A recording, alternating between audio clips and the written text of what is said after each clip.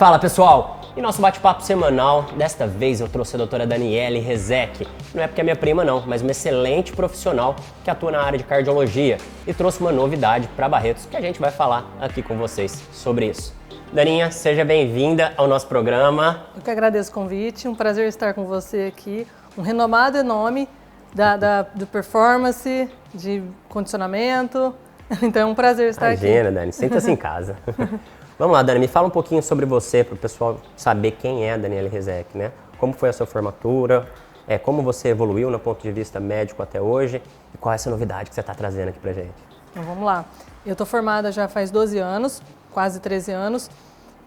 Me especializei em cardiologia no Instituto Dante Pazanese de Cardiologia, em São Paulo. Você sempre quis fazer cardiologia? Sempre quis fazer. A paixão da faculdade, e me apaixonei. O Dante é excelente, né? Sim, o Dante ele é referência, né, na América Latina, né? Então, fiz especialização em cardiologia clínica, me especializei depois em métodos gráficos, com todos os exames da parte cardiológica, então teste ergométrico, Holter, mapa, teste cardiopulmonar. Depois, Eco, né? Depois eu fui para a Beneficência Portuguesa, né? Fiquei mais 2 anos lá, me especializei em ecocardiograma, né? E aí eu voltei para Barretos, né? E agora, desde então, eu estou aqui em Barretos já faz 8 anos. Já fazendo faz 8 anos? 8 anos. E aí, fazendo todos os exames, né? Parte cardiológica, de clínica e os exames. Lá no Hospital São Jorge, de teste ergométrico, Holter e o ecocardiograma. E agora nós estamos trazendo uma novidade. Depois. Calma. Se você quiser saber dessa novidade, o pessoal tem que ficar assistindo. Calma aí.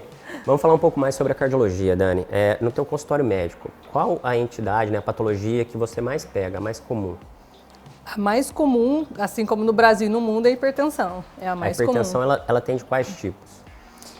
Tem a hipertensão essencial, que é aquela hipertensão que é natural do idoso, né? E tem a hipertensão que é secundária. Ela pode ser secundária ao estilo de vida, que é o que você fala muito bem sobre isso, e pode ser secundária a alguns medicamentos. Então, muito comum pegar pessoas que tomam remédio para dor, por exemplo, corticoide, e que aí vai no consultório porque minha pressão está alta. E aí, muitas vezes, é só efeito do medicamento. A genética influencia nisso? Quem tem pai hipertenso ou avô, tem risco positivo para isso ou não? Com certeza. A genética, ela influencia, mas ela não é o ponto principal. Então, a genética, ela é como se fosse, vou dar um exemplo aqui, ela é como se fosse uma arma e você tem o poder de atirar ou não. Hein? Excelente exemplo, vou usar isso na minha vida também. Então, a genética é a arma, então você já nasce com aquilo, mas você pode apertar o gatilho ou não, que seria o seu estilo de vida, alimentação, sono, tudo isso vai influenciar. Sim. O pessoal costuma linkar muito dor de cabeça, né, cefaleia, com hipertensão. Existe um que seja causa e efeito ou não? Nossa, isso é o que mais a gente pega no consultório. Eu sempre falo para as pessoas, a dor aumenta a pressão, né? Então, eu já diagnostiquei até um aneurisma eu não, né? Eu encaminhei para o neuro, né? E foi diagnosticado um aneurisma cerebral, porque a pessoa tinha muita dor de cabeça. E ela começou a ter dor de cabeça e foi no consultório, doutora, minha pressão tá alta. E eu falei, olha, pega a sua pressão na hora que você não está com dor. A pressão estava sempre normal. Então, é a dor que aumenta a pressão. Encaminhei para o neuro e aí a pessoa descobriu um aneurisma cerebral. Não é o caso, né? Nossa, mas fantástico. Tem muita gente que tem dor de cabeça por tensão, excesso de cafeína, então não é só isso. Então, o ideal é a gente pegar a pressão na hora que você está tranquilo, sem dor, sem nada, para poder diagnosticar se você é hipertenso. Chegou uma pessoa com um aumento da pressão arterial lá no teu consultório, né? Quais os exames subsidiários consideráveis que você tem para confirmar esse diagnóstico? Primeiro, o diagnóstico ele é através de medidas. Então, a gente precisa medir, vale tanto as medidas em casa, né, que é a medida residencial da pressão arterial, quanto o mapa, que é a medida ambulatorial da pressão arterial, aquele aparelhinho que a pessoa coloca, vai para casa e fica 24 horas aferindo a pressão.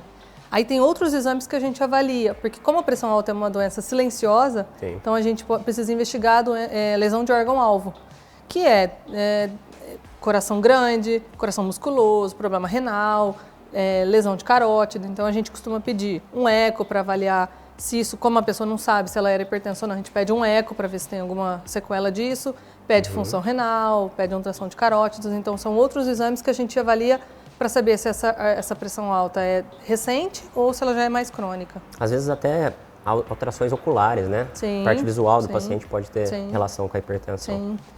Saindo da hipertensão, qual uma outra patologia que é frequente? Infarto. Infarto. O que a pessoa pode prevenir para evitar esse infarto? Porque a gente sabe hoje que a doença cardiovascular, cerebrovascular, são as causas maiores de mortalidade, não só no Brasil, como no mundo. E elas são maiores do que o segundo e o terceiro colocado, né? Então, as pessoas às vezes têm medo de andar de carro e não cuidam da própria saúde para evitar essas condições, né? Como ela pode evitar, não evitar, mas diminuir o risco de evoluir com o infarto? Então, primeiro é o check-up cardiológico. Então, você fazer uma avaliação, ela é importante, que a gente consegue detectar, né, se a pessoa ela já tem alguma lesão ou não. E para prevenir, é o que a pessoa faz no seu dia a dia. Então, é alimentação, é atividade física, é o que nós, médicos, falamos todos os dias para todos os pacientes. Então, a pressão alta é uma doença silenciosa. Se a pessoa não cuida, a pessoa tem medo de chegar no consultório, você deve pegar muito disso. Nossa, fui medir minha pressão, hoje está alta. O problema não é ela estar alta agora, o problema é ela se manter alta. Então, isso, ao longo de anos, isso leva a um infarto, a um AVC. Então, a diabetes, cuidar, né? Alteração do colesterol, ter sempre de olho na pressão, sempre de olho nos exames de sangue para ver colesterol, diabetes, porque são doenças silenciosas e que passam anos e aí depois que vai acontecer. Aí procurar o médico depois que aconteceu o problema, difícil da gente conseguir reverter, né? Sim. E aí o ideal é prevenir, é o que a gente sempre fala. O que é básico, é o que a gente tem que fazer, é alimentação, é atividade física, é controlar o estresse, é controlar o sono, melhorar a qualidade do sono. E é o que o médico não consegue fazer, né? Só orientar. Você falou um ponto legal aí no começo da tua frase anteriormente, que é fazer um check-up cardiológico. Com que idade é recomendável a pessoa que está em casa ouvindo a gente fazer realmente um check-up cardiológico? Antigamente, a gente falava que podia até ser um pouco mais, né? Antigamente as pessoas tinham um estilo de vida mais saudável, então depois dos 40. Hoje a gente vê muitos jovens, 30, 35 anos infartando. Né? Por conta do nosso estilo de vida. Hoje você vê criança no celular. Então o ideal, quanto antes, se você tem história na família, quanto antes você começar a avaliação cardiológica, melhor. Então, com 18 anos, já fazer uma avaliação para ver a pressão, ver como que tá, ótimo. Né? Ótimo. E assim, a gente vê às vezes as doenças cardiológicas sendo tratados por médicos não especialistas, como clínicos de uma forma geral. O quão importante é a gente orientar que esse paciente que tem uma condição cardiológica procurar um médico especialista?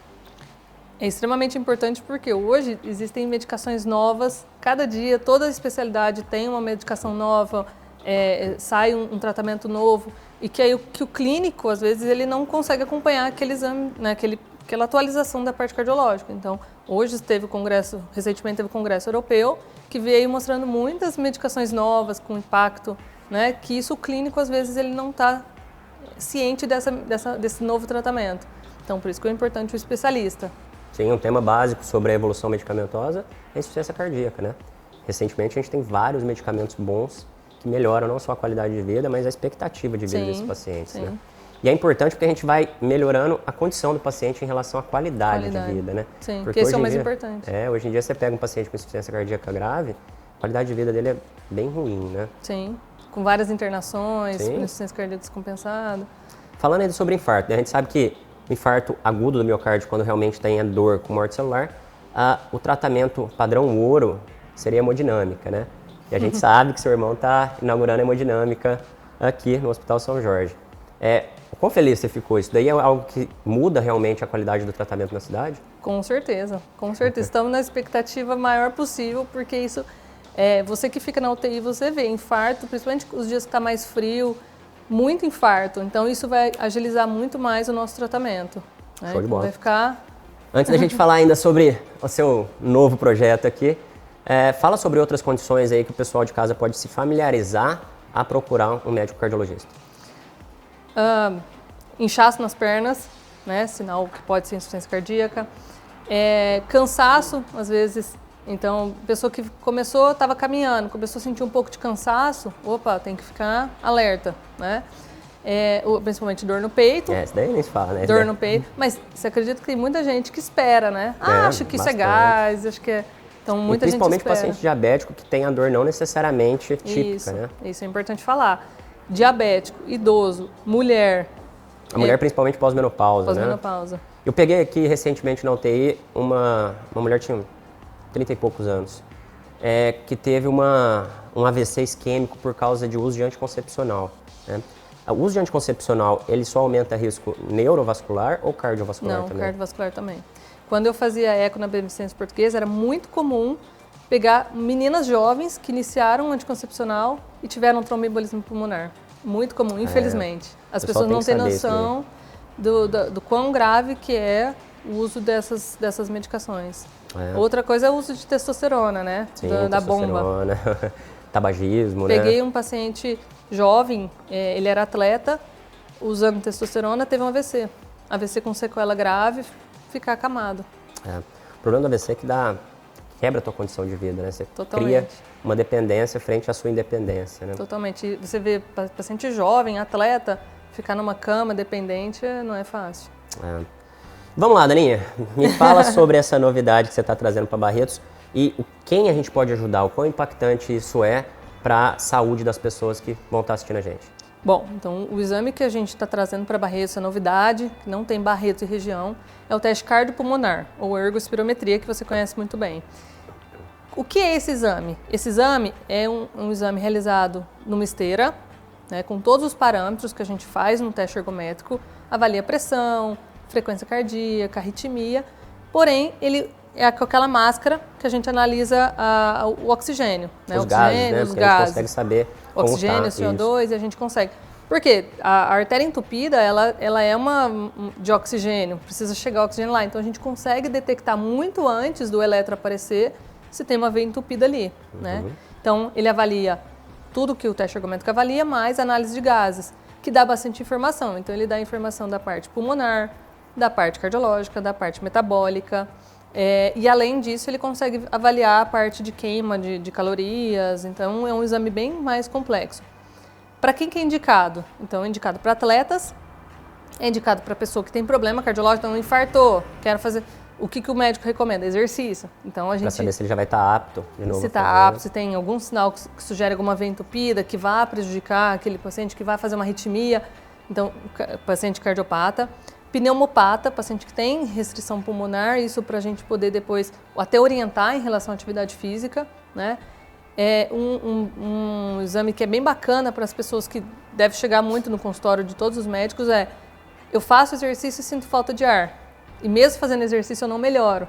Então ele, para a gente poder, né? Consegue detectar qual a causa, se isso é cardiológico, se isso é pulmonar, se isso é metabólico, né?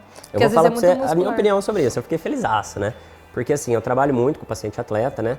E é importante nesse paciente, né? Diferente do atleta mais amador, assim, esses pacientes que têm atividade física como uma coisa considerável em relação à sua rotina, é muito importante o cara saber qual pace ele pode correr, né? Sim. Até onde ele está usando a via aeróbica da anaeróbica, para ele saber depois o grau de fatigabilidade que ele pode evoluir. Para poder melhorar isso. Para poder melhorar. Então, eu fazia muito esse teste fora, né? Que a gente não tinha aqui.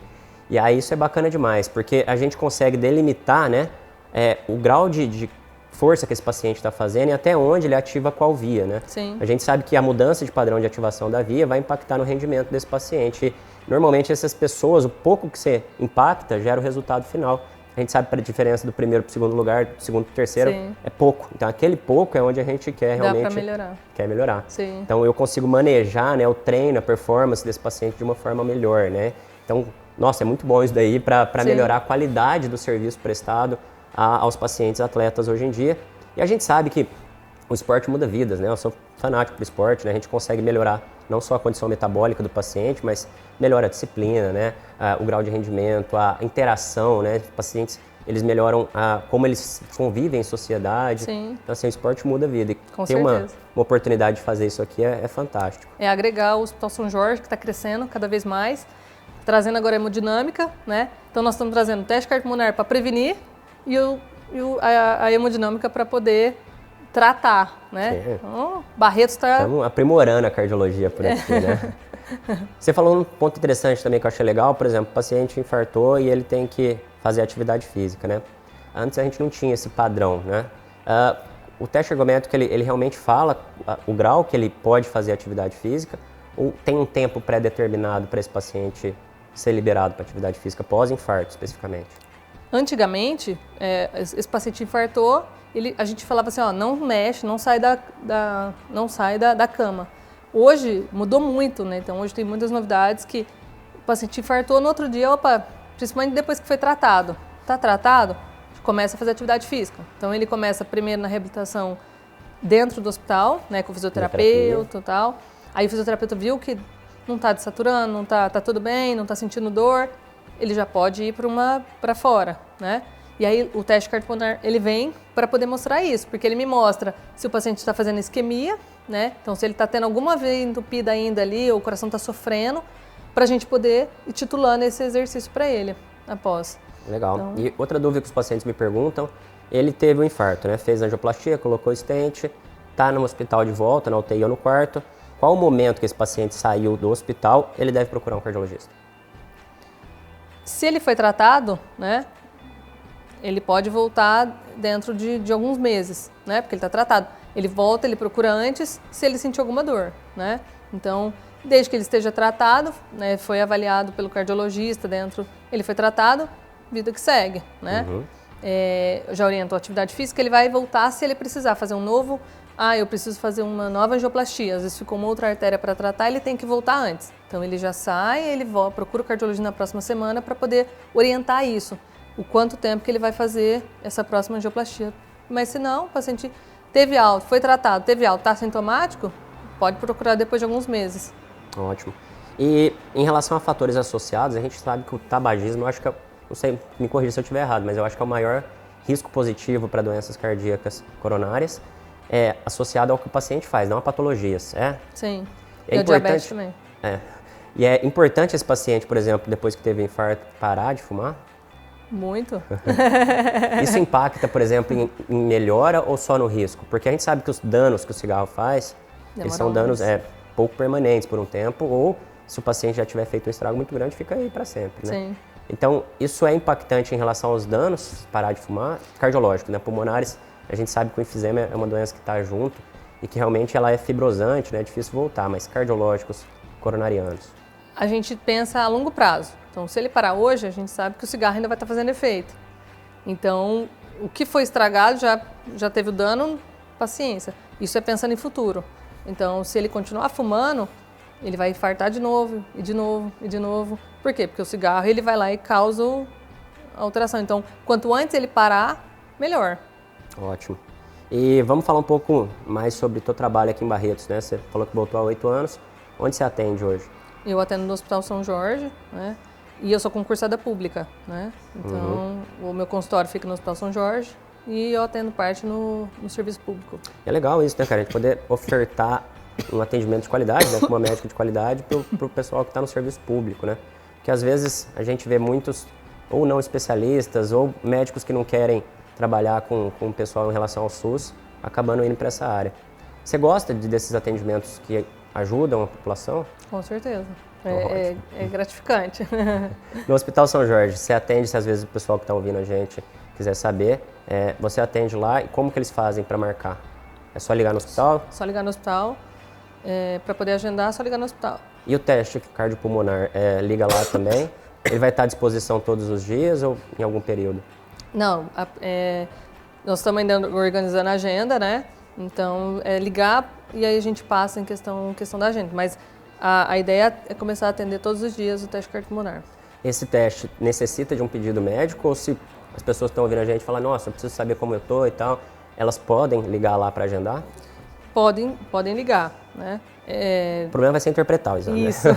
Ela vai precisar depois de alguém para ajudar, seja um educador físico para poder porque melhorar. É difícil. Quando eu pedi a primeira vez para os pacientes, é difícil. E ele sai o negócio completo depois em relação ao laudo? Sai completo. Ele sai até a questão da parte pulmonar, né?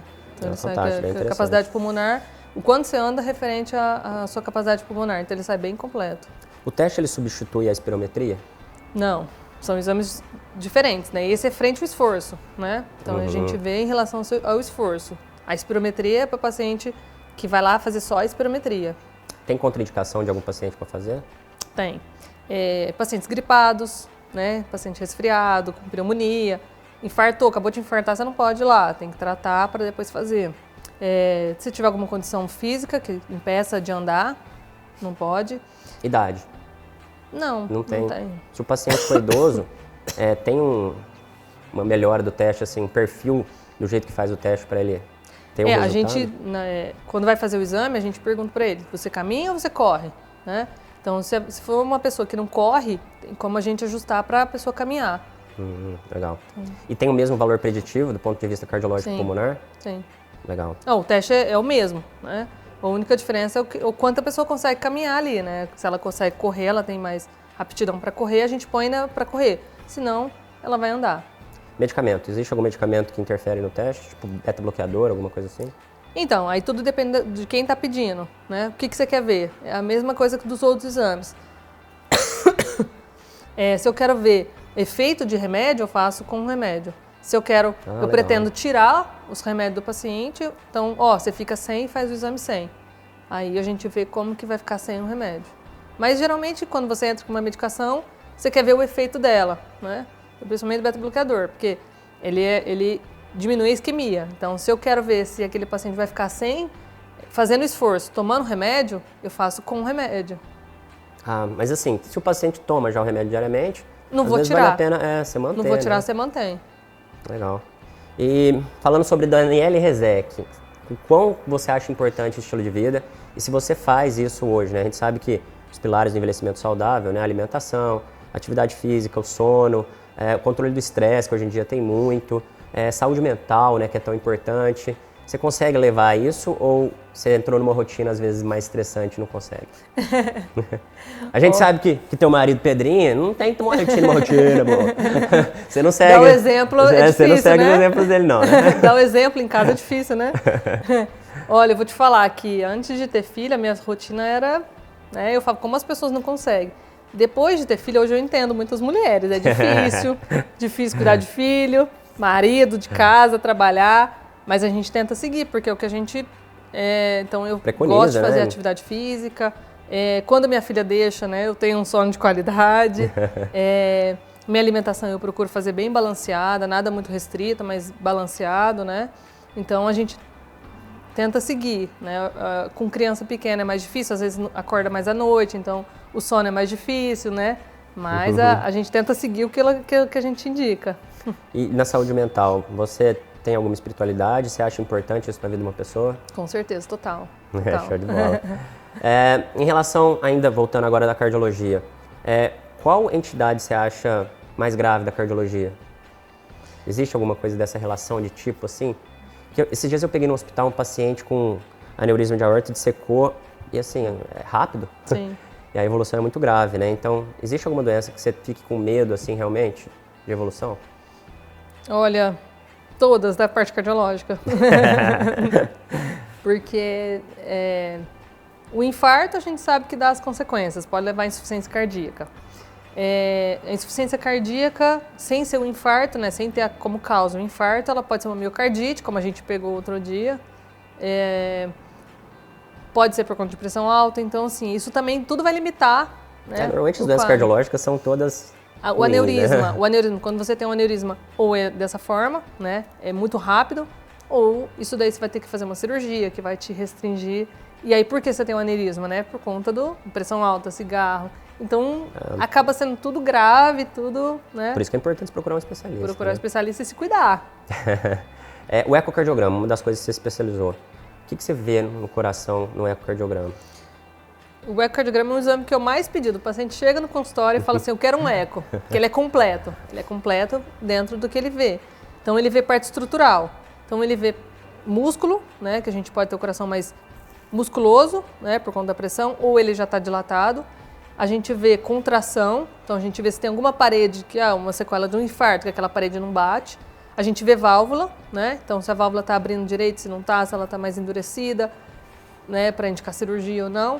É basicamente isso daí que a gente vê no eco. Né? Anatomia, então, estrutura, função, né? Isso. Então a gente não consegue ver veia. Muita gente pergunta depois que você faz o eco, fala, e aí, eu tenho veia entupida? Não, a gente não vê, né? Isso a gente não consegue ver nesse exame. A gente vê se tem alguma sequela disso daí, né? Do infarto, de uma veia entupida. E às vezes também que o pessoal tem dúvida em relação à avaliação da parte vascular cardiológica, né? Qual a diferença dos exames cardiológicos vasculares? Então, cintilografia, teste ergométrico ou cardiopulmonar e realmente o CAT. Existe uma diferença aí para o pessoal saber? Claro, né? O teste ergométrico e a cintilografia, o teste cardiopulmonar, são exames que a gente vê de forma indireta, se tem alguma veia entupida.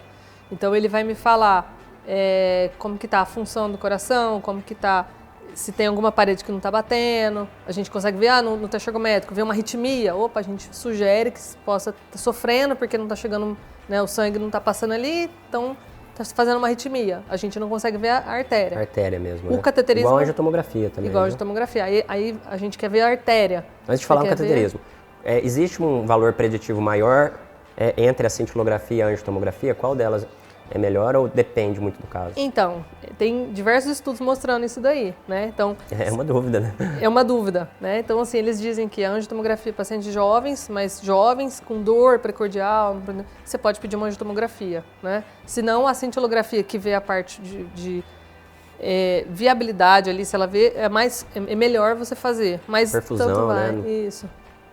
E o CAT, então, ele é o padrão ouro, a gente sabe, né? Para ver a parte vascular. O que leva a diferença entre ele e esses exames citados agora? O cateterismo é um exame invasivo. Então, assim como todo exame, ele tem um risco. Então, ele tem um risco de ter AVC, você tem um risco de alterar a veia aqui, né? Fazer um hematoma. Então, ele tem esses riscos, né? Tem o problema do contraste. Então, não é o exame que a gente pede para um paciente, às vezes, que vem para fazer um exame de rotina. Rotina, né? Então, a gente deixa para aqueles pacientes que realmente precisam. Como está um infarto, você precisa ver como está a artéria. Mas não necessariamente o cara que teve, né? Por exemplo, para as pessoas entenderem, existe um tipo de paciente que não realmente infartou, mas que tem uma indicação clássica de cateterismo? Sim, sim. Quem que é? Então, aquele paciente diabético, né? Com uma dor precordial que a gente fala que é típica, aquela dor em aperto, que soa, que melhora quando para de fazer o esforço. Opa, aquilo ali é clássico. Você coloca na esteira, veio alterado, eu não vou pedir a cintilografia, eu já peço direto cateterismo, né? Hoje em dia a gente subdivide os pacientes, né, em baixo risco, médio risco ou alto risco. E isso é importante, você procurar um especialista, né, para ter não só o diagnóstico adequado, mas o tratamento. E dependendo da classificação, você sabe realmente qual exame vale a pena investir, sim, né? É isso daí. Porque senão seria o mesmo exame para todo mundo, né? Então a gente precisa classificar cada um e saber o que fazer. Fantástico nossa conversa, Daninha. Eu quero agradecer a sua presença, sempre show de bola quando eu trago algum convidado excelente no que faz, que gosta do que faz, que gera resultado e, claro, da família, melhor ainda. Eu que agradeço, é um prazer estar ao lado desse ser humano, profissional e agora comunicador aí. Imagina, eu que agradeço. Eu agradeço vocês também por terem participado do nosso bate-papo. Médica, cardiologista, uma excelente profissional que, se você não conhece, vale muito a pena conhecer. Então, se você tem assuntos sobre cardiologia, dúvidas e você quer solucionar, procura a Dani, você não vai se arrepender, ela é muito boa no que faz. E até a próxima semana. Um abraço!